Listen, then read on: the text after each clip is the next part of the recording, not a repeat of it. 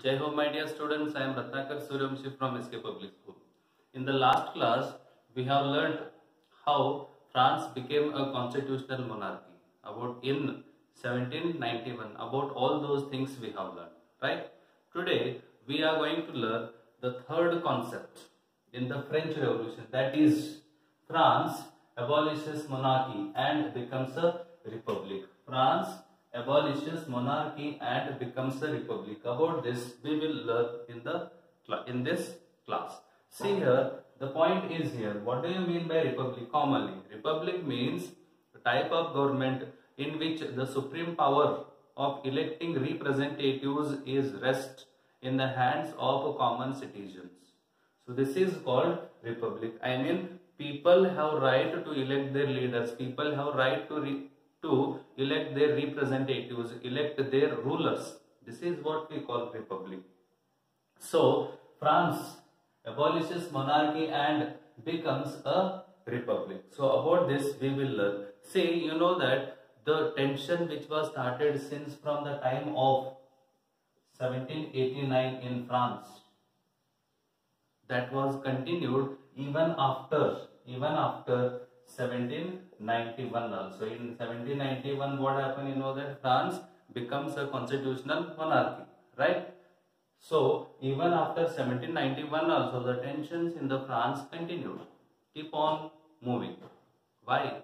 Because see, as the King of France, 16th Louis, recognized, he signed to the new constitution of France, which was drafted by the National Assembly in 1791. But even though he had given approval to the new constitution in 1791, what he did?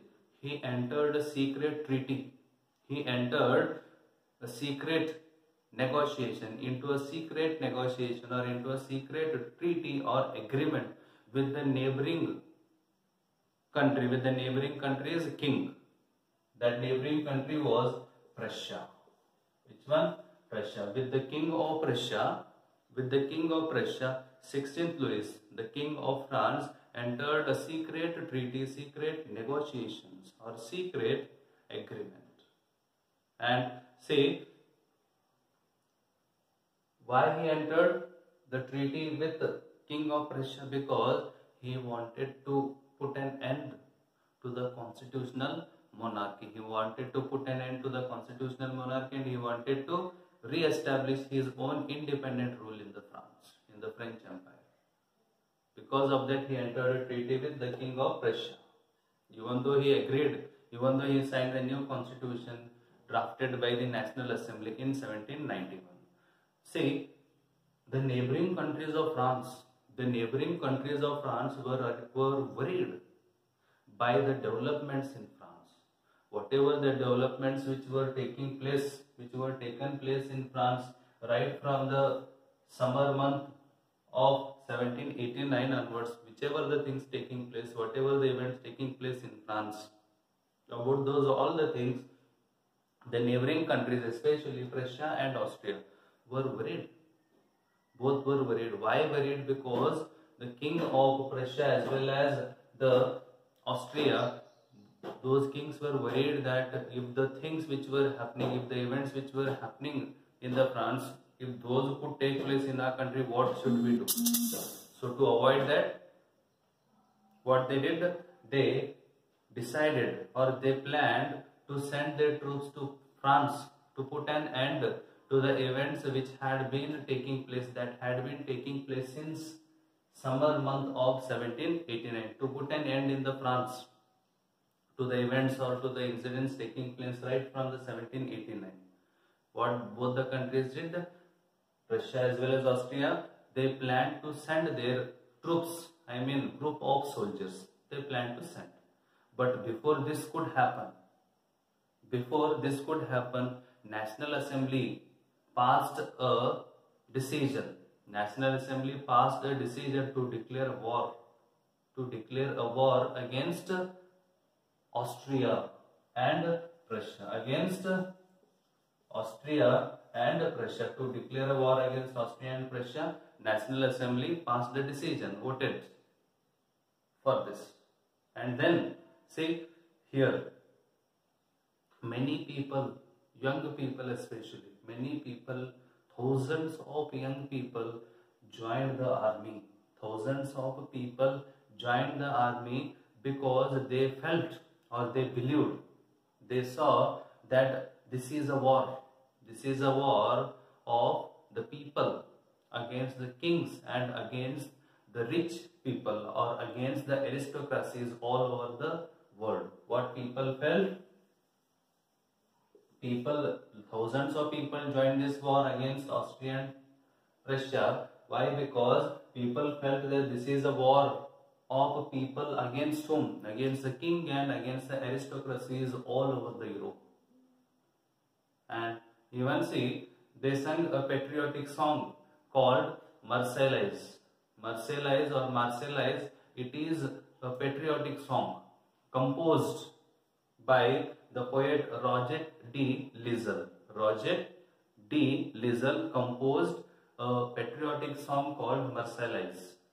So people began to sing it during this war, and it was sung for the first time by the volunteers from the Marseilles. Marseilles, it is a city. Which one? Marseilles, it is a city in France. So in this city, for the first time, the patriotic song Marseilles, which was composed by Roger de Lisle, that was sung in this city for the first time by the volunteers.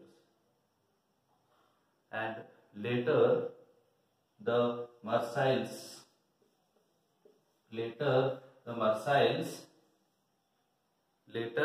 this song, later the Marseilles, it become, what it become?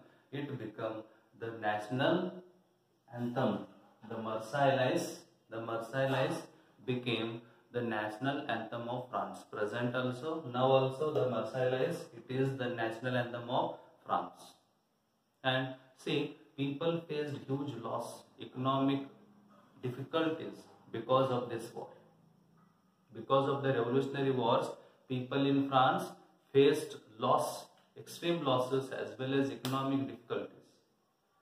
And while men were away fighting at the front, while men were away fighting in this war, women were left to take care of their families. Women used to take care of the families when men were away to fight this war, to be the part of revolution.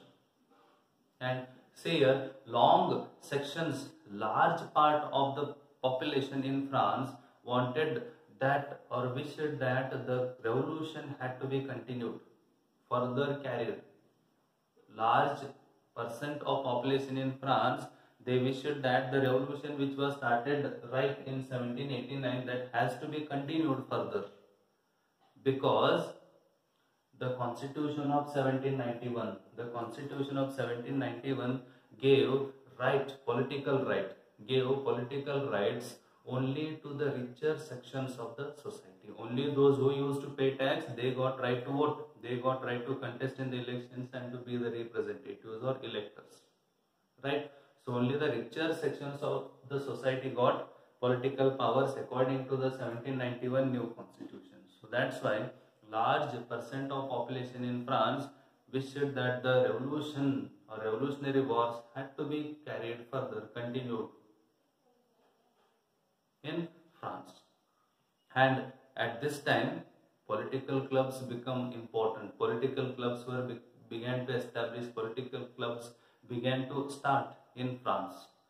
And in these political clubs only, people used to discuss about the government policies and plans. What are the government policies? What were the plans of the government? About all those things, people began to discuss, talk in these political clubs. And one of the most successful club was Jacobins. Which one? Jacobins. It was one of the most successful clubs of France. And see here, important point, the most successful club, as I told you, that Jacobins, which got name from the former convent of Saint Jacob in Paris, from a priest. Jacobin, it is a name taken from a priest in Paris. Saint in Paris. Who was that Saint? Jacob. Who was that Saint? Jacob. From his name only a political club was established that was called as Jacobins in France. And then see here, women also formed their own clubs. Women also formed their own clubs. And the members of Jacobin clubs were mainly from the less prosperous sections of the society. I mean, the members of the Jacobin clubs were mainly from almost a third estate only. I mean, the less prosperous sections of the society. And they included, this Jacobins club included whom? They included small shopkeepers as well as artisans like shoemakers were there, pastry makers, baked flour dish makers, those were also there, as well as watchmakers, printers, as well as servants, landless laborers, daily wage workers. These were all the members of Jacobins. And their leader was Maximilian Robespierre. The leader of Jacobins Club was Maximilian Robespierre. So this is what we have learnt in France abolishes monarchy and becomes a republic. Still we need to learn in this, and this topic we will continue in the next class. Thank you. Jai Hind.